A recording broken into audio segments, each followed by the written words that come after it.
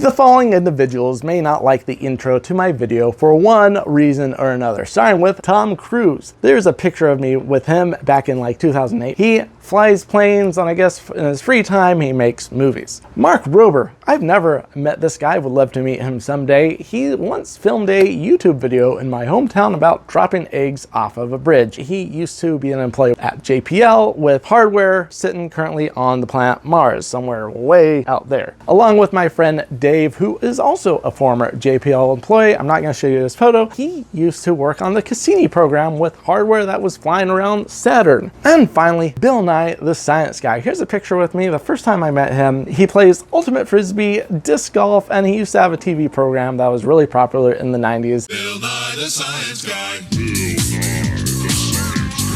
One of my favorite presenters of all time. He is nicknamed the Science Guy.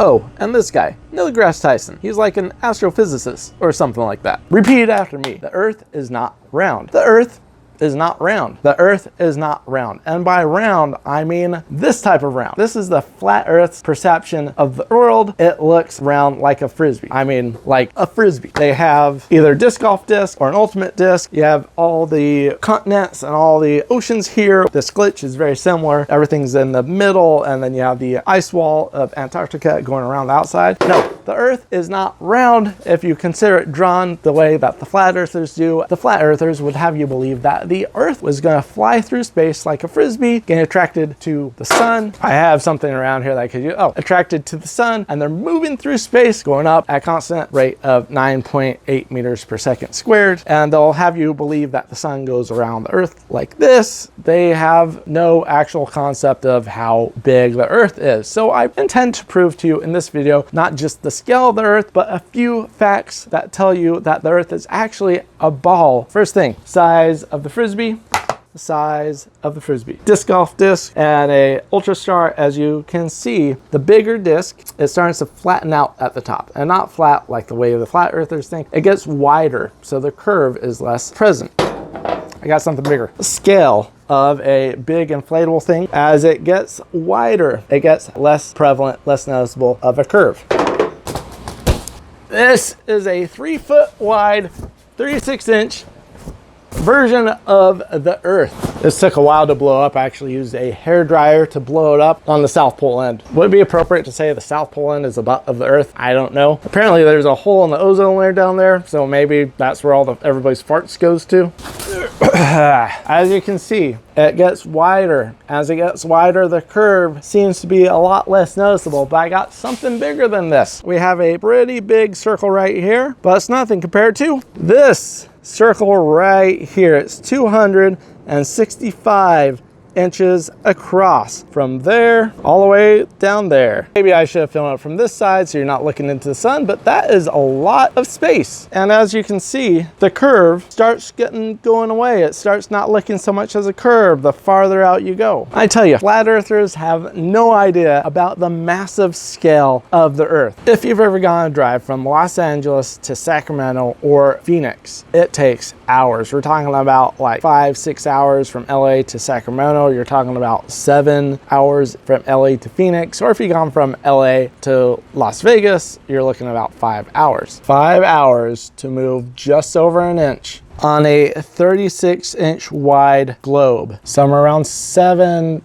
hours or so to get close to 2 inches on a 36-inch wide globe. There's one more thing I want to take a look at in terms of the massive scale of the Earth. The person. When people think the Earth is flat without a curve, they're imagining that you're a person and you see the Earth, and you would be able to tell that there's a curve along the Earth. But if you're to take the person on a much bigger circle, the curve becomes less prevalent. You can't tell that's curved as much because you are so small on such a big planet. It's such a big planet that flying from England at over 500 miles an hour takes multiple hours to get over to New York. The Earth is extremely big. It takes hours just to move fractions of the circumference while driving at a decent speed or flying, but it even takes a long time to fly. Don't let your flat Earth friends tell you you can't get direct flights around the southern hemisphere. Like you can go from Africa to Australia and back. You can go from South America to Australia and back. And you can also go from Africa to South America and back without going into the northern hemisphere. Now, I failed to mention the curvature of the Earth when I went to scale. I've just been talking about as the larger the planet is, the more flat the curve appears to be. Here's how it goes. For every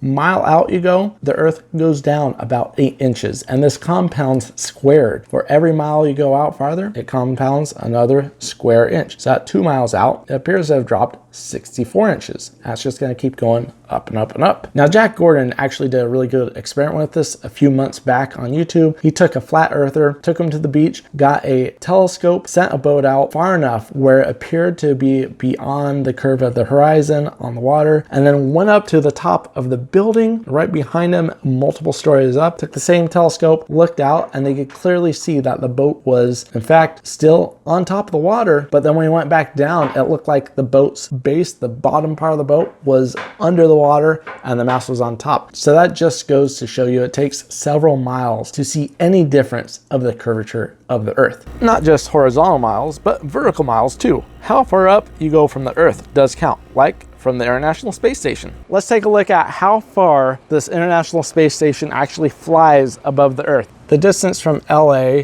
to San Diego is about 120 miles or so. So you're looking at about half an inch. The International Space Station orbits about 250 miles, a little over 250 miles above the surface of the Earth. So that's about twice the distance. They're orbiting about an inch away from the surface at this scale. An inch away from a 36-inch diameter ball. And while we're still on the subject, if you ever take a look at photos taken from the International Space Station, and people say it was taken from a certain type of lens, and that type of lens, how it's wide angle and everything gets curved due to the wide angle, just take a look at the Earth, how the Earth is curved, and compare that to how the solar panels and everything else that's a straight line. You'll notice that there's a huge difference between the Earth being curved and the solar panels being more or less straight. Curved lenses would curve everything equally, not just the Earth.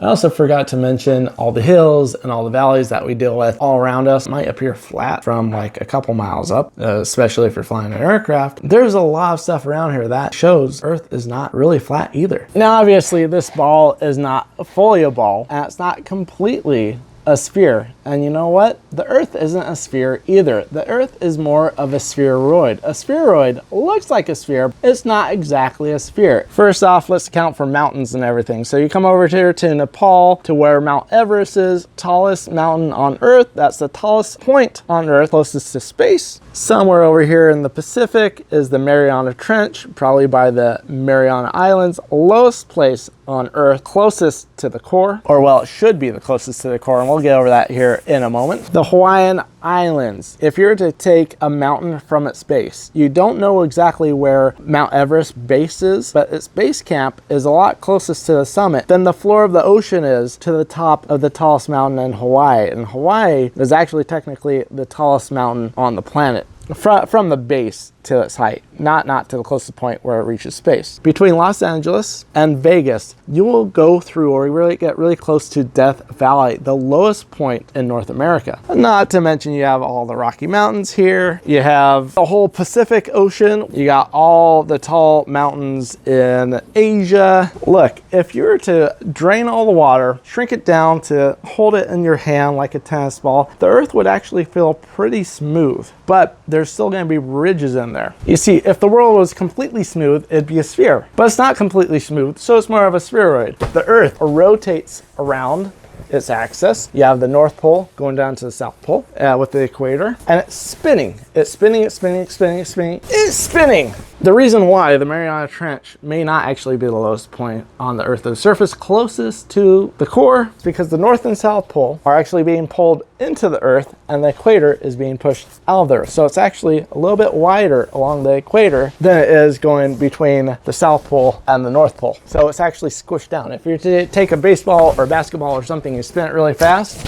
it actually bulges out around the equator and it gets shrunk in from north to the South Pole. All right, enough of this 3-foot tall model. I need something smaller. This is a desktop globe and the Earth rotates like this. And this is a simple experiment you can do to prove that the Earth is actually a ball, a sphere, spinning around, not a flat disc frisbee going up towards the sun. If you're on the northern hemisphere, anywhere on the northern hemisphere, and you look up into the night sky, you're gonna see a lot of stars. The same thing with the southern hemisphere. If you were to take time lapse of the stars going around, play it back, you're gonna notice that the stars are going to rotate a certain direction from the northern hemisphere. And then let's say that you went to Australia or New Zealand. You take a look at the stars in the sky and you're going to notice that they rotate the exact opposite direction as they do in the north. But flat earthers are going to fully deny this. Now, according to flat earthers, you cannot have 24 hours of darkness at the North Pole. You can only have 24 hours of darkness at the South Pole. Not that long ago, there's this thing called the final experiment where they did a live stream from the South Pole showing 24 hours of sun in the middle of December. If you go to the North Pole, you're going to have the same kind of experiment in the middle of the summer. But here's why I suggest have a live stream at the South Pole, have a live stream at the North Pole, and then put somebody in North America and somebody in South America. And at the same time, you can put somebody in like England and you can put somebody in Africa or like Australia and Japan or something like that. And you run simultaneous live streams. So you can see in the middle of the winter and the middle of the summer in respective hemispheres that you'll get 24 hours of sun, 24 hours of daylight, 24 hours of nighttime. And then from the locations in like Australia and Japan or in South America and North America, you can get a time lapse of the stars on the same day, and you can see that the rotation of the stars is completely different. The rotations of the stars and the difference of the rotation of the stars between the northern and southern hemisphere should be clue enough that we live on a sphere, a spheroid, not a flat Earth. So if you're taking anything away from my video presentation on just how the Earth is not flat and not round, it's actually a spheroid. The Earth is massive. It's really hard to see the curvature from anywhere relatively close to sea level, including anywhere where normal airplanes fly. You have to pretty much go up into space for it, and pay attention to how the stars go around the sky due to how the Earth spins, because that gives a dead giveaway that the Earth is a ball and not a flat frisbee floating through space.